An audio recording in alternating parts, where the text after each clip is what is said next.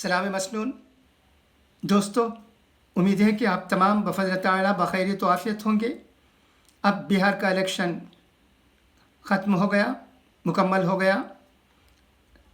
अब नतीजे के लिए नवंबर 10 तक इंतज़ार करने की ज़रूरत है। ज़रा संभल कर बैठिएगा। मगर एक झलक नतीजे की अभी एग्ज़िट पोल के ज़रिए मिल रही है, जिसे देखकर आपको एक हद तक ऐसा लगता है कि एक एक्साइटमेंट होगा, क्योंकि बिहार इलेक्शन में तब्दीली आने वाली है। अब लोग तब्दीली चाहते हैं। हमेशा एक पार्टी या एक ग्रुप के साथ हुकूमत ना रहे, उसमें तब्दीली होते रहे, ताकि हुकूमत का काम ठीक तरह से हो। अब ऐसा लगता है कि फ़िलहाल के चीफ मिनिस्टर नीतीश कुमार के वज़ीर आला के दिन इंशाअल्लाह इलेक्शन के बाद जाने वाले हैं, और उनकी जगह एमजीपी पार्टी, जो कि तेजस्वी यादव से की क़यादत में काम कर रही है, उसका पल्ला भारी नज़र आता है।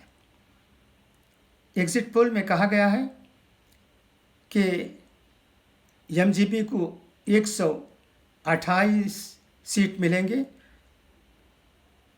एनडीए को 99 सीट्स मिलेंगे और एलजेपी को 6 सीट मिलेंगी। एग्ज़िट पोल में हम कहाँ तक भरोसा कर सकते हैं, आप जानते हैं। उसमें यकीन करना मुश्किल है, गलत भी साबित होते हैं।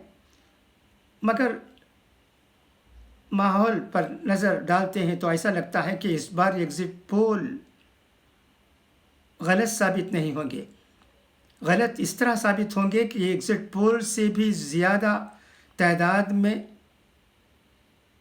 एमजीपी के उम्मीदवार कामयाबी हासिल करेंगे इंशाअल्लाह।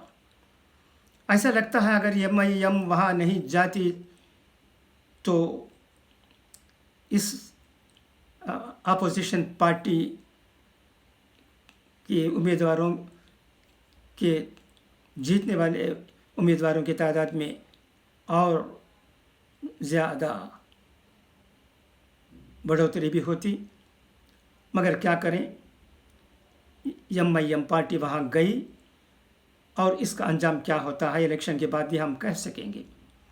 और एमआईएम के कितने उम्मीदवार जीत सकेंगे ये भी उसके बाद ही मालूम होगा। जैसे भी हो, आमतौर पर ये माना जाता है कि एमआईएम का बिहार में दाखिल होना किसी भी तरह से ठीक नहीं था। मगर ओवैसी साहब हैं कि मानने के लिए तैयार नहीं हैं। हो सकता है हैदराबाद में उनका बोलबाला हो, ज़माने से है भी, इसमें शक नहीं। उनके वालिद साहब से भी बहुत से खिदमात हुए हैं ओवैसी साहब, और उनके भाई का भी बहुत रसूख है वहाँ उनके स्टेट में, और उनसे बहुत अच्छा काम भी हो रहा है। इस बारे में भी किसी को दो राय हो नहीं सकते। मगर जहाँ तक एमआईएम का दूसरे स्टेट्स में प्रवेश करने का सवाल है, उस पर उंगलियां उठ रही हैं। एक दो पार्टी के उम्मीदवार एमआईएम के जीत कर भी आ जाते हैं तो ये बड़ी बात नहीं है, मगर जो डिवाइड होता है मुसलमानों के वोट में, वो ठीक नहीं है। ऐसा नहीं होना चाहिए, क्योंकि यहाँ रहने वाले अक़लियतों की क्या हैसियत है इस दौर के हुकूमत में, ये सब अच्छी तरह जानते हैं। इसके बावजूद सियासत जैसा कि ओवैसी साहब करते हैं, वो کہاں تک ٹھیک ہے، اس بارے میں رائے مختلف پائے جاتے ہیں۔ جیسے بھی ہو، ایگزٹ پول ہمارے سامنے ایک اچھی تصویر لا رہا ہے۔ اس سے میں سمجھتا ہوں کہ ہندوستان میں رہنے والوں کو بہت ہی خوشی ہوگی۔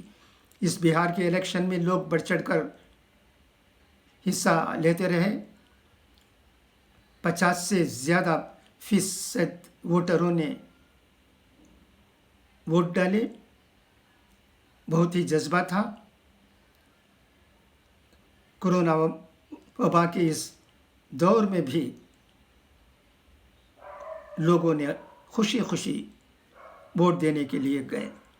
یہ ہمارے دیش کی جمہوریت کی مضبوطی ہے۔ اس مضبوطی کی ہمیں داد دینی چاہیے۔ بہار کے تمام لوگوں کا شکریہ کہ انہوں نے ایک نئے سیٹ اپ کو حکومت کرنے کے لیے